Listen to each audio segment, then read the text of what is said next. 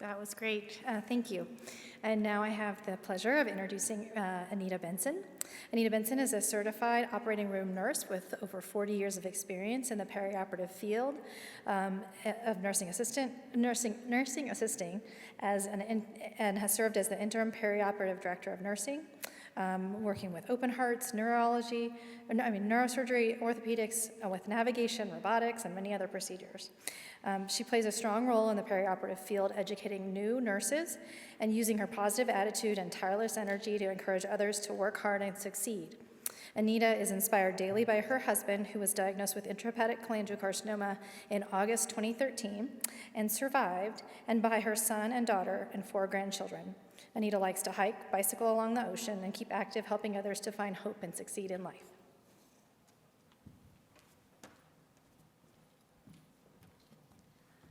Thank you so much. It is my privilege to be here for the first CCF conference, and I'm so enthused and excited about all that's being done for CCF for Cholangiocarcinoma. I just really appreciate the PowerPoint presentations that Stephanie and Richard have done, and it will enhance what I'm going to be speaking about and what we did for my husband.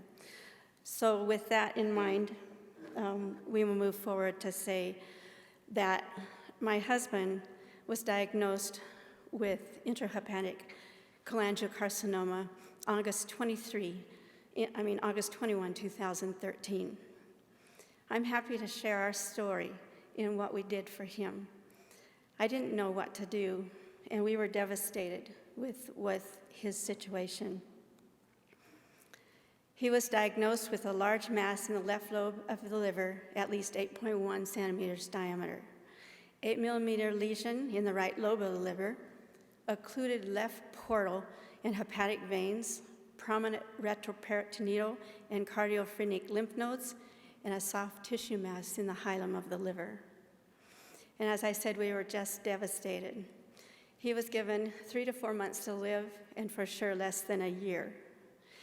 All I read was no cure, poor prognosis, less than 1% chance survival over and over. I believe one needs to find the best medical experts they can with a situation like this. So I called my brother, who's a surgeon, and he suggested that why don't we reach out to Mayo. When faced with death, you make the best possible decision you can.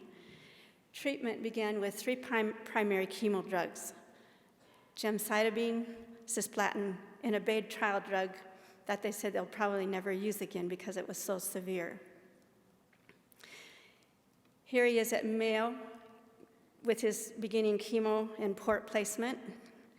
Each treatment consisted of 8 IV bags and took 6 hours to infuse. One chemo drug caused the heart to hurt. Another caused a dry cough during infusion. Others in the study were vomiting. All as I watched, I felt helpless. What could I do to help my husband's situation?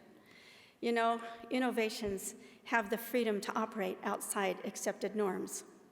Innovations don't come from people who follow best practices. Thomas Edison was not a licensed electrician. The Wright brothers did not have their pilot's license. I had nothing to lose and everything to gain in the process of fighting for my husband's life. I needed to think outside the box. I began to pray and started researching everything I could to find hope. Inside, I gained a stubborn determination that I would do everything possible to help my husband live. But I knew it would have to be a miracle. As a nurse, I understood the gravity of the situation because I had seen many operations with cancer patients. In my research, I saw that chemo can kill both cancer cells and good cells. If that's true, then it would be absolutely necessary to somehow provide the body with good nutrition to help rebuild the good cells. I found a website from Dr. Joe Furman's diet, which states that a nutrient-rich based plant diet can dramatically reduce the risk and in many cases resolve certain types of cancer and other major illnesses. It made sense. Eat everything that is high in quality nutrition. I researched world's healthiest foods and came up with a website, whfoods.com. Unfortunately, this website has become unavailable at this time, but you can get a copy of the book on the web if you want to. It's an invaluable source of information. I began to search for plant-based foods that were high in iron, protein, vitamins, minerals that your body needs to rebuild good cells. We found an article of a man who had actually had 12 small tumors in his liver, and after regular juicing, the tumors began to shrink. Why not try it? We decided to start juicing with high-quality nutrition. It is important to drink the fresh juice 15 to 30 minutes before eating your meal. And we found that the purpose was to help bypass the digestive system as quickly as possible, go on down to where the tumor is. The tumor can then latch onto the fruit sugars, and then the antioxidants go in and kill the tumor cells, and it worked. This is the breakfast juice we used every morning.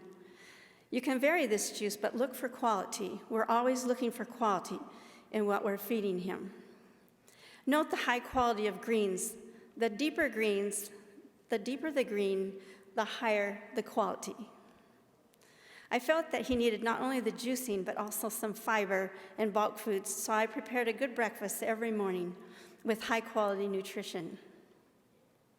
I varied the fruit depending on what was in the season at the time, and this is the type of breakfast that we eat. Here are just a few ideas on what a quality breakfast looks like. Many chemo patients do not feel like eating. Chemo makes them very sick. So I varied his breakfast and made it look appetizing, so he would want to eat it. Here's the lunch juice we used. You can vary this juice, but look for quality. Once again, drink 15 to 30 minutes before eating your meal. It needs to be, and the juice needs to be drank within just 15 minutes of fixing it, as that provides the best and highest quality nutrition in the juice without letting it sit. This is the type of high quality lunches I would serve him. I tried to use as many high cruciferous vegetables as possible. I want to briefly go through the value of some of these foods. Broccoli has a strong positive impact on our body's detoxification system. You can see the high value that broccoli has in it. Always look for quality. Brussels sprouts are now known to top the list of commonly eaten cruciferous vegetables. They have a variety of cancer-protective substances. Once again, you can look at the value in Brussels sprouts. Collard greens may be the greatest of all commonly eaten cruciferous vegetables. In a recent study, steamed collard greens outshined the majority of other green vegetables, green leafy vegetables like steamed kale, mustard greens, broccoli, Brussels sprouts, and cabbage in terms of its ability to bind bile acids in the digestive tract. It is worth noting that steamed collards show much greater bile acid binding ability than raw collards. We get unique health benefits from collard greens in the form of cancer protection due to the glucosinolates found in this cruciferous vegetable. The value in collard greens is amazing. Kale is now recognized as providing comprehensive support for the body's detoxification system. New research has shown that the ITCs made from kale's glucosinolates can help regulate detox at a genetic level. Kale has over 45 flavonoids, which combine both antioxidant and anti-inflammatory benefits. Look at the high value in kale. Sweet potatoes have a key antioxidant called beta-carotene, which makes them a standout antioxidant food. Pinto beans, beans of any sort, among all groups of foods commonly eaten worldwide, no group has a more health-supportive mix of protein plus fiber than legumes. You can see the quality of beans and their value. These are just a few examples. There are many, many more. The more plant-based, the better. This has the highest quality, of nutrition. Make it look appetizing so they'll want to eat it. You don't have to eat just one thing. There is a wide variety that you can choose from, so it does not become distasteful or to repeat the same things. You can choose, but always look for the high quality in what you're eating. Fresh garden produce is best. I use mostly organic, but not always if it doesn't look good. Make sure it's good quality. Avoid starchy foods like pastas, white rice, or any refined foods. World's Healthiest Foods does not even classify pasta as a healthy food. One of our doctors mentioned that refined sugar can actually make the tumor grow. And Stephanie enlightened us on this issue in her PowerPoint presentation. But I decided I would rather have my husband's life, so we began to remove all refined sugars from his diet. We started using fresh dates and raisins instead. Garlic has the ability to kill cancer cells and fight infection. And I used this drink for my husband many times. It was a bit strong, so I had to decrease the fresh garlic a little bit. And you can vary it however you want to. This picture shows honey. Many people use honey for medicinal purposes, but you can also, we chose not to because of the high sugar content. At night, in the evening for his dinner, I gave him something light so that he could sleep well at night. You can mix this up, but once again, look for quality, what you're putting in there. This particular drink is high in iron and protein. His tumor began to shrink from 8.1 to 7.0 centimeters. All his lab work continued to be within normal ranges. I began to have fun with nutrition and enjoyed working with each color of the rainbow. This is our Thanksgiving turkey that we had. Each color provides different sets of nutrition. It became fun to find things that were high in quality nutrition that looked appetizing. This is a graduation display that I made for a friend at work. On October 21, his tumor had slightly decreased again. From 7.0, it was 6.4. The oncologist said to continue what we were doing, but he said, I can't give you hope at this time because oftentimes what happens is the tumor can decrease, but then it can come back with a vengeance. So he said, don't get your hopes up. But every decrease gave us courage to keep on trying. Chemo does not make one feel very well, so I was always looking for ways to try and make it look appetizing and to vary it up so my husband would want to eat it. On December 9, 2013, tumor had slightly decreased again in size from 6.4 to 6.0. We had many answered prayers. The results of chemo has deadly effects, and we continue to look for more solutions and ways to build healthy cells in my husband's body. We learned about other things that were really important, like exercise in the fresh air. It not only decreases depression from having this type of disease, but it also improves the circulation and reduces blood pressure, improves sleep, and it lowers the risk of many different types of cancers and heart and other diseases. My husband could not exercise at all very well, and he had a very difficult time because he had had a sit-down job. And so at first, he could only exercise like 5 minutes a day. I said, that's wonderful. It's okay. We'll exercise more tomorrow. And it was to the point where he finally exercised 1 to 2 miles a day. A growing body of research clearly shows the absolute necessity of vitamin D for good health and disease prevention. It maintains healthy bones and regulates many other cellular functions in your body.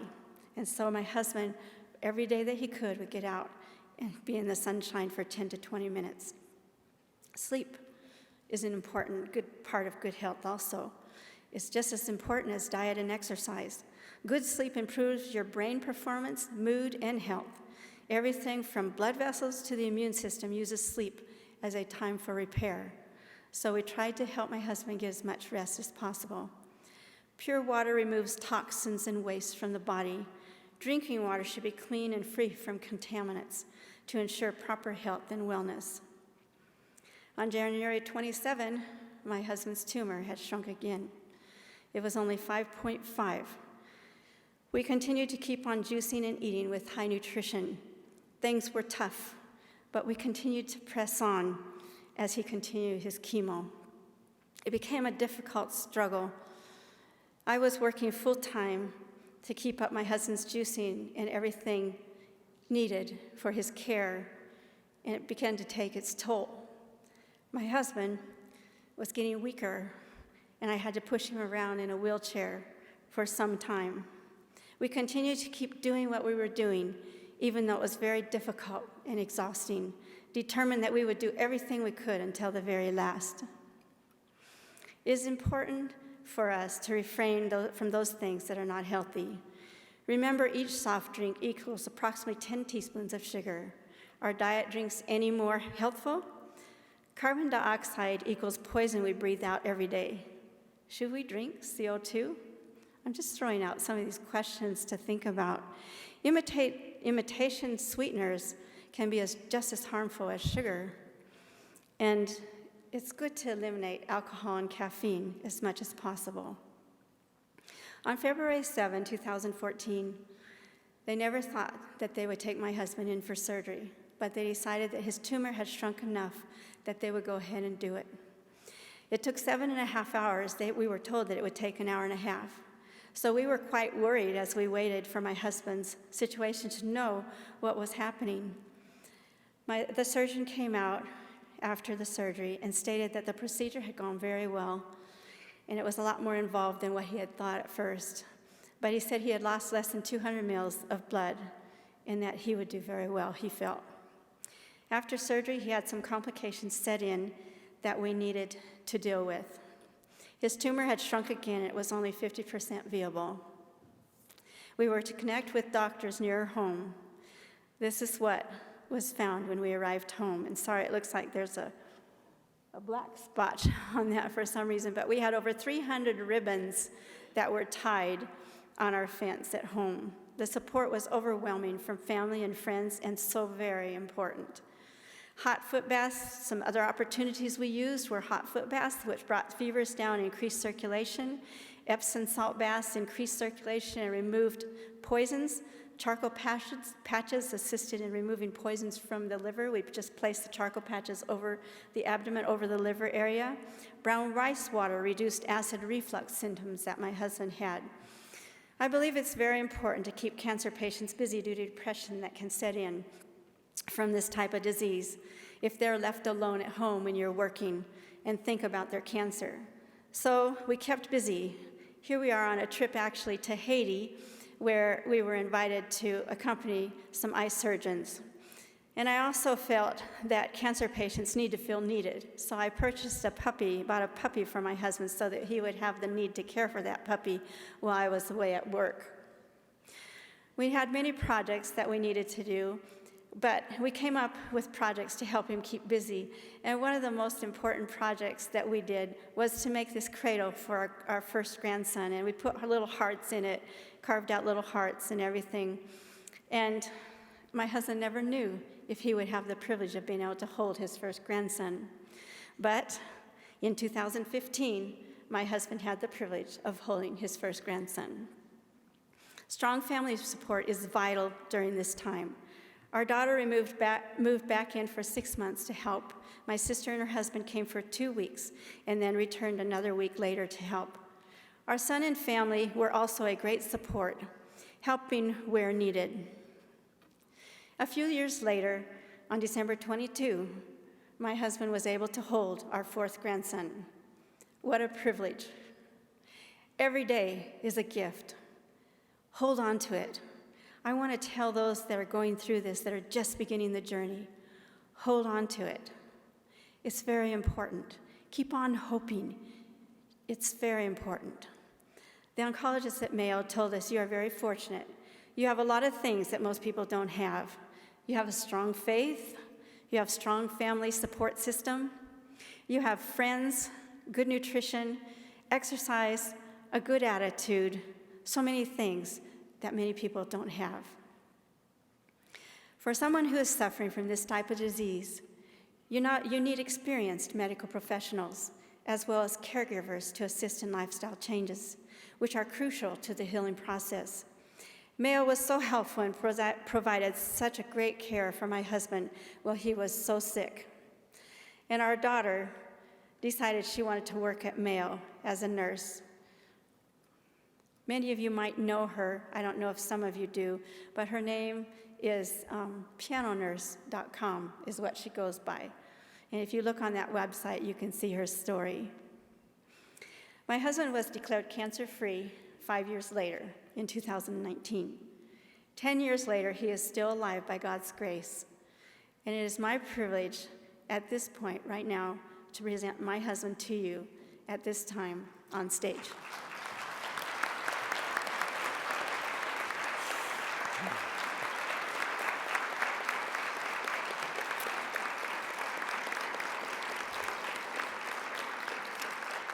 Caregivers are undervalued. This one saved my life.